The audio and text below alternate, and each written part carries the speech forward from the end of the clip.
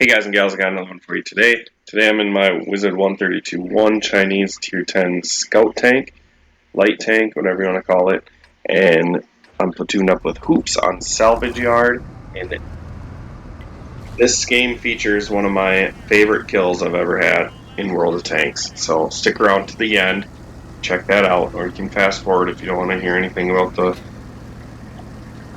Tier 10 Chinese Scout Tank and why it's so bad, and then I'll jump into that. So, going down the Chinese Scout line, Tier 8 to me is like one of the best Scout tanks tier for tier in the game. It is so fun. I kept it. I don't have a good driver for it, unfortunately, so I don't play it too often, but with a decent driver, it's a fun tank to play. Then you jump into the Tier 9, and statistically, it must not be that great. I have never broken down its stats, but it just feels sluggish, especially compared to the Tier 8. Alright, and there is a little snippet of why this tank is so bad, is between my first shot and then my second shot of where I come over the hill trying to time my reload up, and it's just so slow. So you hear me click, but if there was no shell to shoot, so there really was no point in me driving over that ridge, because I just put my tank in danger of taking damage, really. Alright, so we're going to drive up here. This is not a location that I go to often, but I figured I'd try it out. Another reason why this thing is lackluster is the 5 degrees of gun depression. I can't speak English. The 5 degrees of gun depression makes it awkward to use the turret armor. Like, if you see the shots that I have to take, I pretty much have to expose my tank to get shots down in. Now, I could use the terrain a little bit more intelligently, but I play this more as a scout, so I feel like my vision is more important than my actual damage that I'm dealing. And to me, this is played more like a crappy medium tank than a good scout tank. And just running through some stats on that, comparing it to the Sheridan and the T-Light, let's say. When it comes to DPM, this thing is just so far behind. I think this one has like 2200 damage per minute, whereas the Sheridan is closer to like 2600, and the T-Light's not too far behind this, or not in front of it, with like 2300. I could be off on those stats, but it's kind of the numbers I crunched. And then when it comes to the gun, the reload speed is much worse on this. Obviously the DPM is lower, so the reload speed is worse on this. But the accuracy is at 0.42, which is abysmal, but all Tier 10 scouts generally have pretty bad accuracy. And the soft stats aren't that great on this either. It feels like it takes forever to aim the gun. So bad DPM, bad gun handling. You think it makes it up in the mobility? You'd be wrong, because it is a sluggish little scout tank. And it's not that big. I mean, I think it is the heaviest of the scout tanks,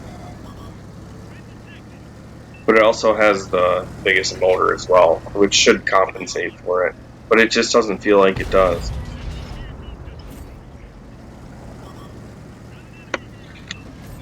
The traverse speed is worse in class. The turret traverse speed is worse in class. And the acceleration, also worse in class. It's a little worse than the 13105, which to me is horrendous, because the 13105 is like made of paper mache, so if they put a lawnmower engine in it, it should be able to accelerate faster than any of the scout tanks. Just my opinion. So we've had a decent game. We pretty much have ran the middle, and if I'm in a heavy tank or a tank destroyer or a medium with good gun depression, I'm going to focus on the hill first.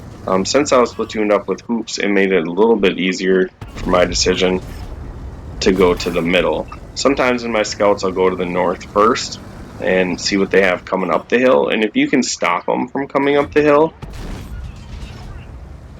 then you give your team a good chance of taking the hill. And once you've taken the hill, this map is really hard to lose. So, see if we can get a second shot into this Borsig, and we miss. I think we hit the dead tank in front of him.